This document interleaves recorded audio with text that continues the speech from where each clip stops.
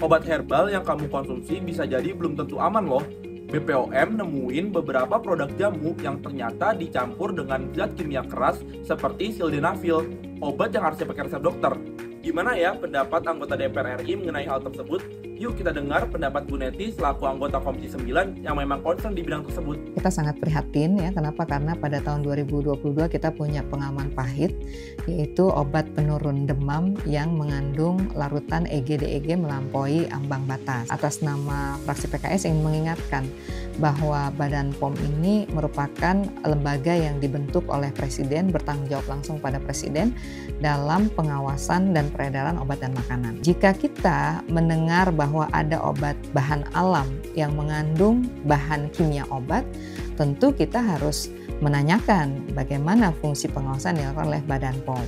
Yang pertama, kita minta agar Badan POM melakukan inspeksi secara menyeluruh. Masalahnya di mana? Apakah ada pada rantai produksi, atau pada pemasok bahan baku, atau pada jalur distribusi? Bukan investigasi secara tuntas, siapa otaknya, ya, siapa yang kemudian menjadi kaki tangannya, dan sampai mana peredarannya, ini harus diusut sampai tuntas. Berikutnya, lakukan penegakan hukum. Penting, kenapa? Karena orang yang berpikir mengeruk keuntungan ini tentu tidak bisa dibiarkan. Oleh karena itu, law enforcement, penegakan hukum harus dilakukan. Dan terakhir yang keempat, ini justru yang paling penting. Bagaimana proses komunikasi, informasi, edukasi kepada masyarakat ini harus dilakukan secara intensif. Kenapa? Karena masyarakat hari ini ingin sehat. Tapi sehatnya nggak boleh dengan cara instan, apalagi kemudian terkena tipu daya atau terpedaya oleh iklan-iklan yang kadang overclaiming, ya. Nah, terakhir saya juga mendapati bahwa ada sejumlah ya kasus seperti misalnya suplemen yang mengandung B6 yang melampaui batas wajar, ya. Meskipun itu kejadiannya di negara lain, tapi produk suplemen tersebut juga ada ternyata di tanah air. Nah, ini juga sinyal buat Badan POM untuk bekerja keras, melakukan sekali lagi inspeksi.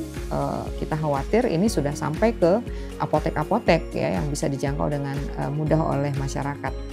Yang kedua, Badan POM juga harus bekerja sama dengan Komdigi, menanyakan ya seperti apa masuknya obat-obat dari luar negeri ini atau suplemen dari luar negeri ini ke tanah air. Berarti kan nanti ada kerjasama dengan asosiasi e-commerce itu ya.